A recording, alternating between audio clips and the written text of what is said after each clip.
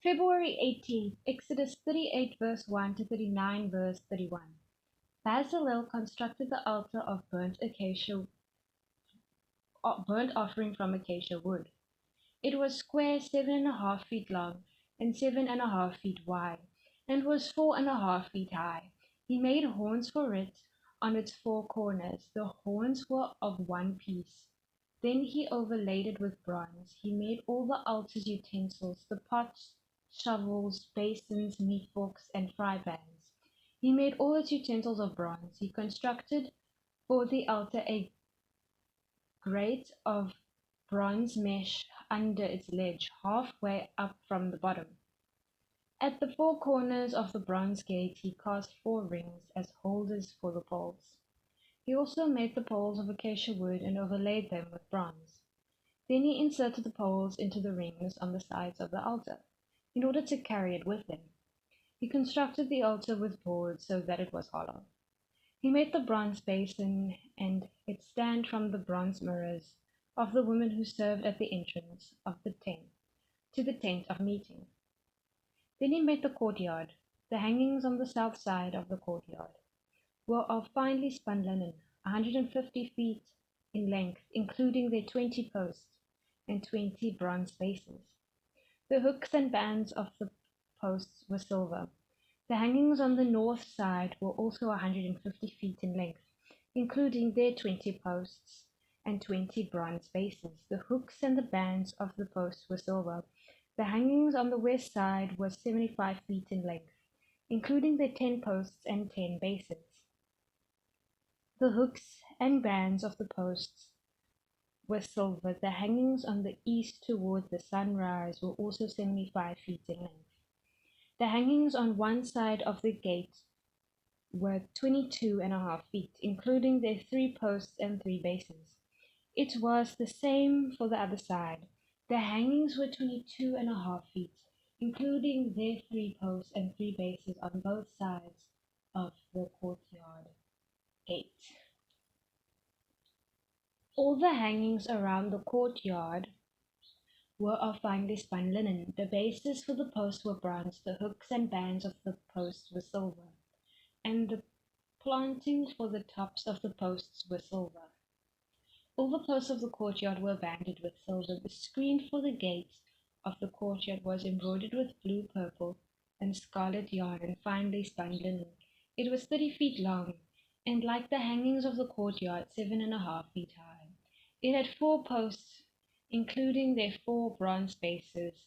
Their hooks were silver, and the bands as well as the planting of their tops were silver.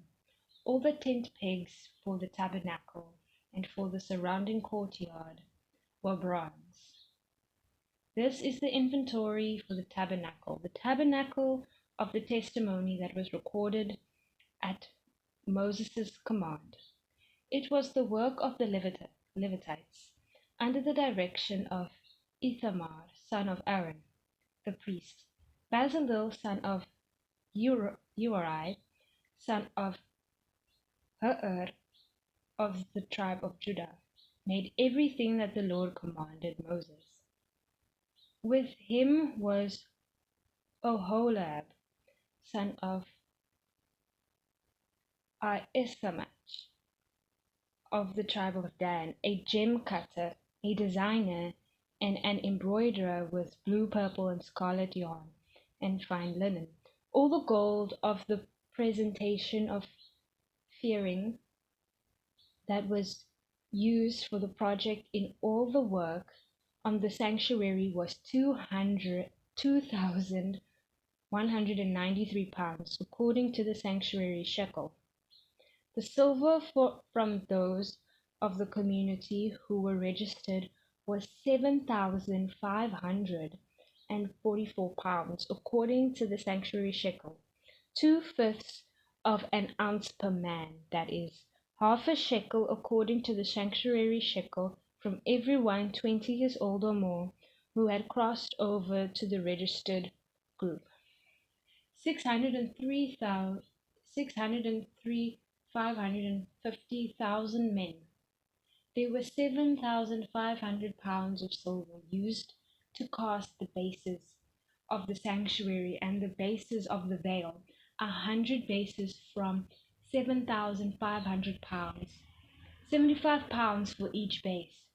With the remaining 44 pounds he made the hooks for the posts, overlaid their tops, and supplied bands for them. The bronze of the presentation offering totaled 5,310 pounds.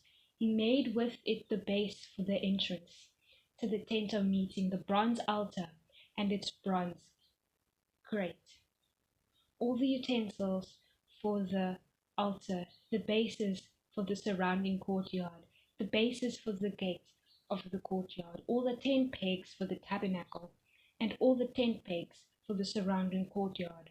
They made specially woven garments for ministry in the sanctuary, and the holy garments for Aaron from the blue, purple, and scarlet yarn, just as the Lord had commanded Moses.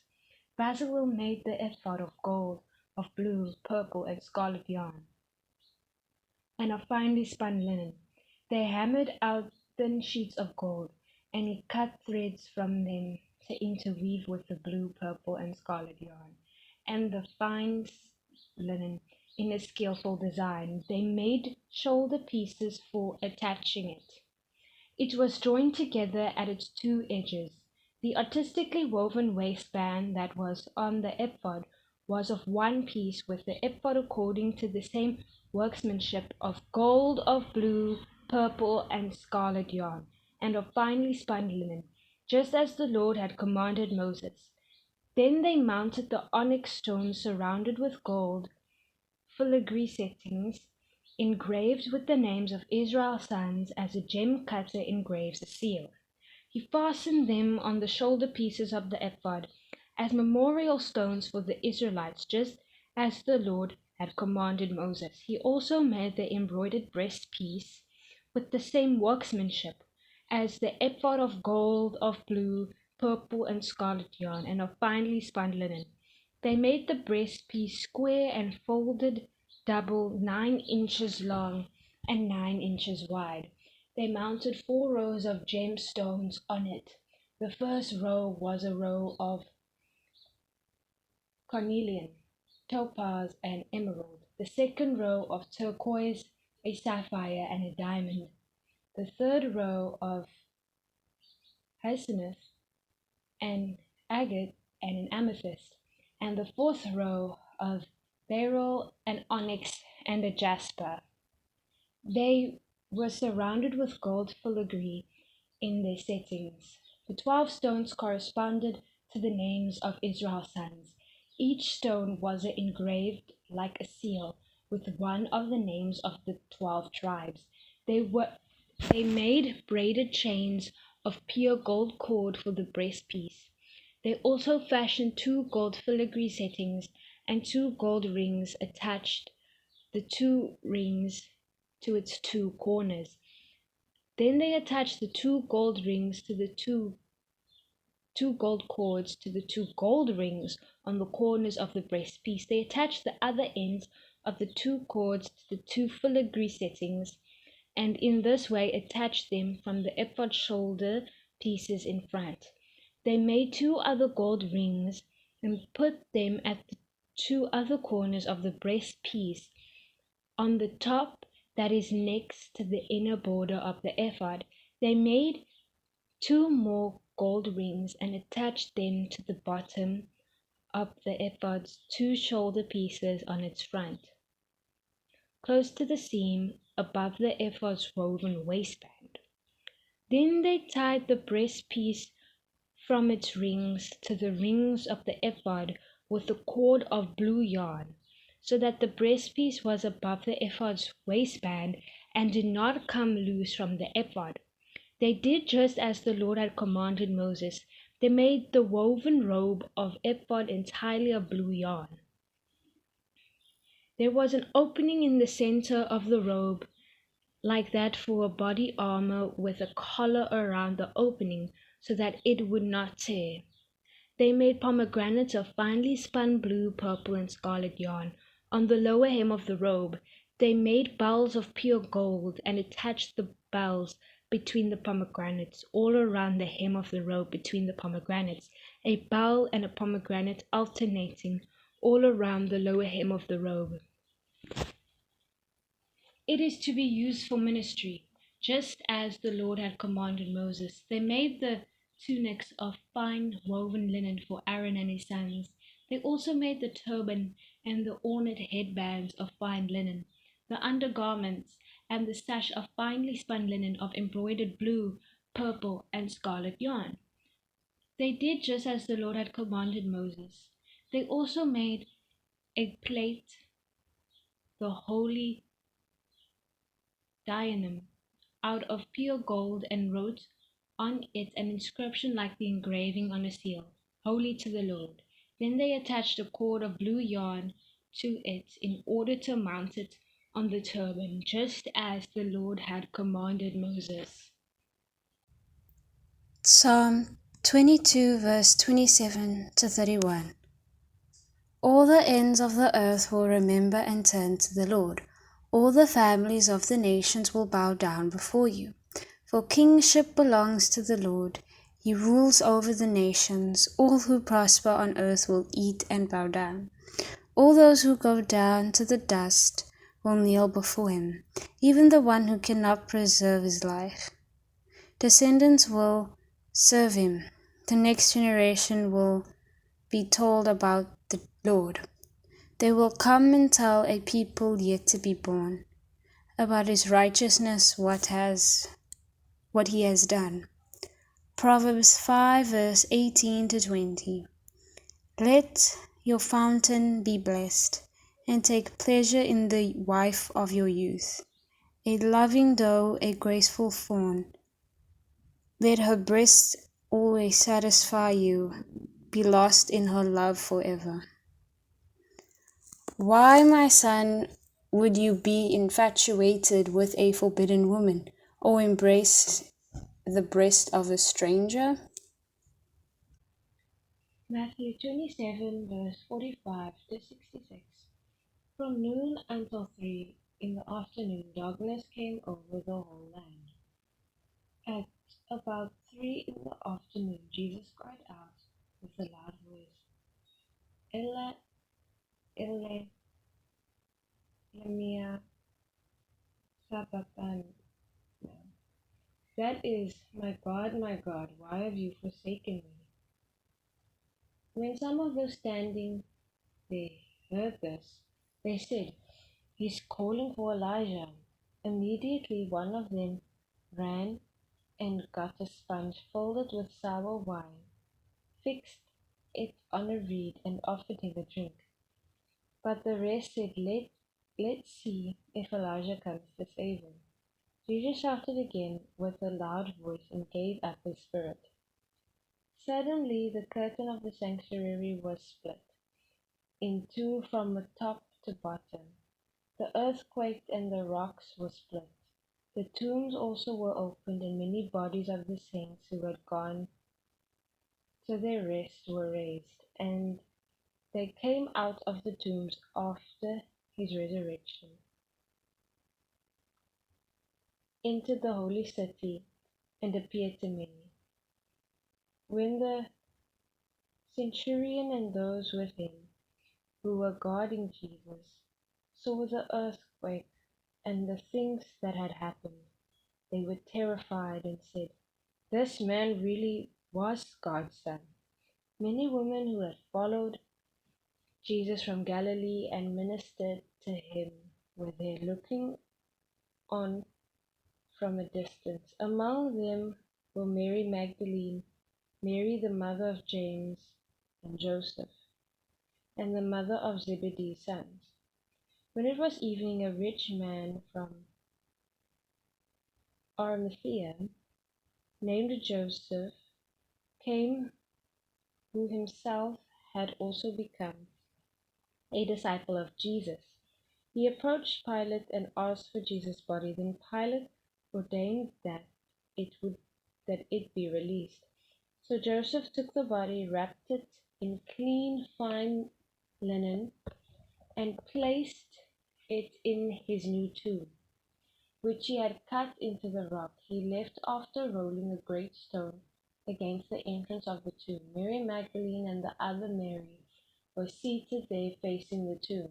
The next day, which followed the preparation day, the chief priests and Pharisees gathered before Pilate and said, Sir, we remember that while this deceiver was still alive, he said, After 3 days I will rise again. Therefore give orders that the tomb be made secure until the third day, otherwise his disciples may come, steal him, and tell the people he has been risen from the dead. Then the last deception will be worse than the first. You have a God of soldiers, Pilate told them. Go and make it as secure as you know how. Then they went and made the tomb secure by stealing the stone and setting the guard.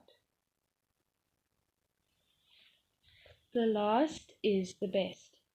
Long ago, God spoke to the fathers by the prophets at different times and in different ways. In these last days, He has spoken to us by His Son. Hebrews 1 verse 1 to 2. The words of this text point out that though God spoke in times past through prophets and sages, referring to the religion of Judaism, His final word to the Word is in His Son. That is our claim as Christians.